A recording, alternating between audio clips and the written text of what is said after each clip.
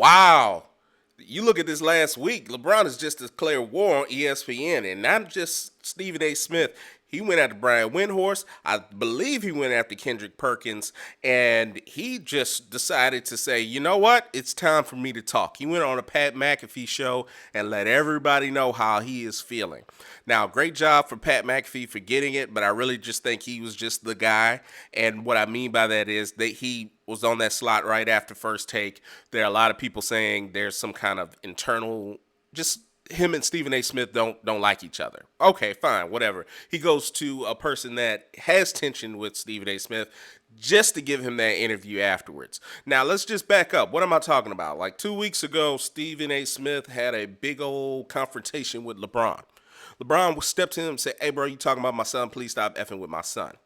And Stephen A. has gone on and made a lot of videos on his own platform, making himself a lot of money and ESPN a lot of money off this. And LeBron hasn't commented on it since. 2 weeks later, comes back. He's like, you know what? I'm going to run a Pat McAfee show. So they go. He goes in person, and Pat McAfee, hey, I want him to be himself, but I felt like the interview could have been a whole lot better. They're so big on Pat McAfee just doing what he wants, and that's how he is. They don't want to change it, but I feel like they missed so much of the interview. When you have Pat McAfee and so many people in the room talking at the same time as LeBron or whatever guest, it's a lot of crosstalk. There are a lot of things that LeBron said that either were muffled or you could barely hear. He called Stephen A. an MF, a mother bleep. I was like, what? And if y'all had more room to just let him speak a little bit more and give him a little bit, just some quiet while he's speaking, y'all would have got so many more like grabbable clips. But that's neither here nor there. Many people are saying, well, why'd you go on that platform, period? Why would you do that? Yeah, so what? You know, this right after First Take. Why don't you give it to another outlet like a Gil's Arena or whoever that you might, Club Shay Shay. It's like, man, Shannon been your homeboy forever. Like, well, been rooting for you forever. Why would you do that? So there's that debate. I'm more of, I don't really care. You know, if that's what he wanted to do, that's what he wanted to do. But I don't like the people that are defending him, such as Richard Jefferson, saying, well, he's come on road tripping so many times. But yet you don't mention that he used to be an investment partner in road tripping. Like, that's the reason why he was on the show, or you had access to him. Uninterrupted had a lot to do with the distribution or the ownership of that platform. That's the reason why he was on the show. Not just once, but the multiple times had a vested interest in it. Now that y'all on another production, maybe it's not. But that's neither here nor there. I don't even want to start with everything else. All right. I just want to start with this on how he just went out of his way to pick on Brian Windhorst, which I absolutely love. He told Pat McAfee, this guy thinks he's my best effing friend, and it's weird. And I mean, everyone from ESPN to all these folks are saying, well, he never portrayed himself to be his best friend. What are you talking about? Yeah, he never quote unquote said that, but the only reason why I know Brian Windhorst is because he was there when LeBron came up in St. Vincent Mary. Like, they went to the same high school. And he was covering high school sports after he had graduated. And I'm sure they knew about LeBron before he even hit high school. And at that point, he could have cultivated a relationship and and reported on him, which is what happened.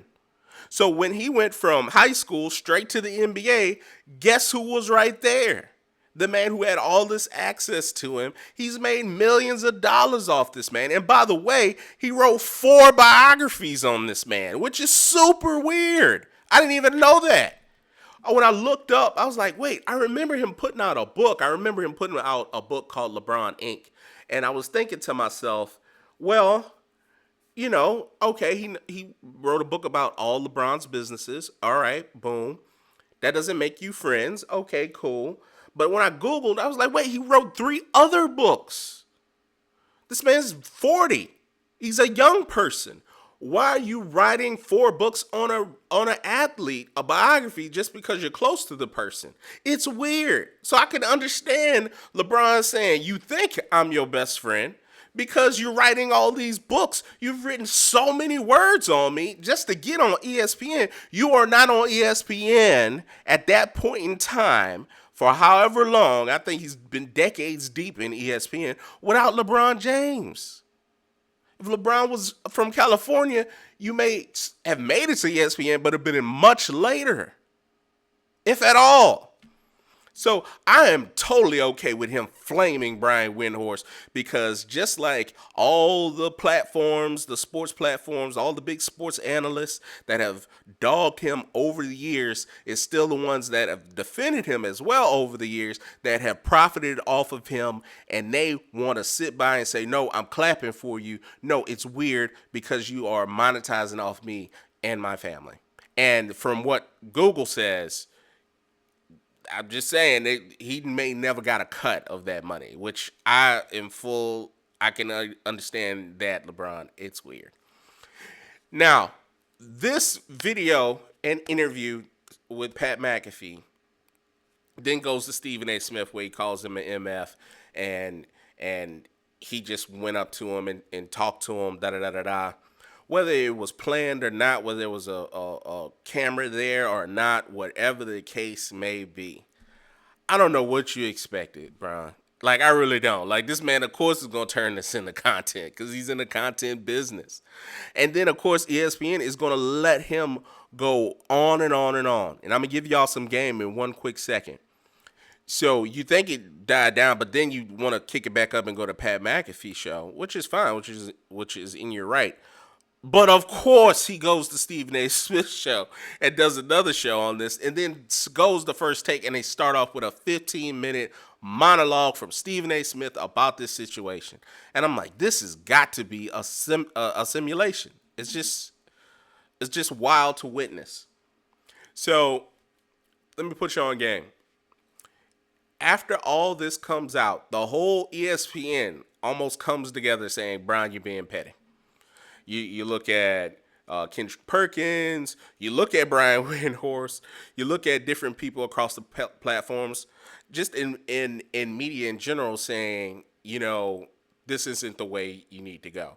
My pushback to this is, y'all have made millions and billions off this man, and he can respond however he wants to. Stephen A. has the 15-minute monologue in response to that, right? So now here, let me put you on game about this. ESPN allowed it to happen. So they just gave Stephen A. Smith $100 million. So he got a lot of space to do what he wants on those shows. But even then, ESPN has to sign off on it. They could have signed off on a 2-minute, a 3-minute rebuttal. They signed off on a 15-minute rebuttal. That means your main media partner, who you have contracts with, the NBA, is cool with it.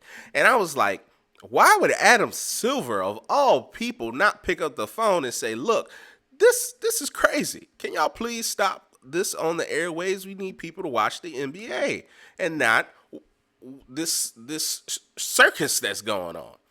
So then I was thinking, well, wait. They just announced that they are doing a FIBA NBA broader international league.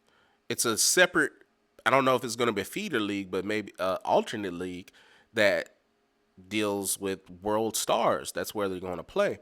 And I thought, Now, if I'm not mistaken, Maverick Carter was heading up a group, an investment group that was going to be starting an international basketball league. I was like, oh, so it all makes sense now. It makes sense. If you are making this international basketball league because you can't afford a Vegas franchise, so you doing a pity party. You pull out the All-Star game the night before or the hours before, costing them money. And now you have this big spat with one of your biggest media partners and their top representative of that media partner. And they don't step in. This is the reason why they're not stepping in. And this is the reason why they're like, damn, we got to make an alternate league because this man trying to make a competitor league from us. So they're like, Bro, F you, for lack of better words. So the NBA is not stepping in and think that the, how can I say, just that realm of Pat McAfee, it's frenetic. Like, you go from one thing to another. It's not necessarily linear. And I think he was maybe looking for that. But if he wants to really get his message out for people to really understand, I think that's the best way to do it. Because he kept harping on Stephen A. Smith missed the point. And I don't know what point you're kind of making for him if you're just saying, please stop effing with my son. You didn't say what made you say that.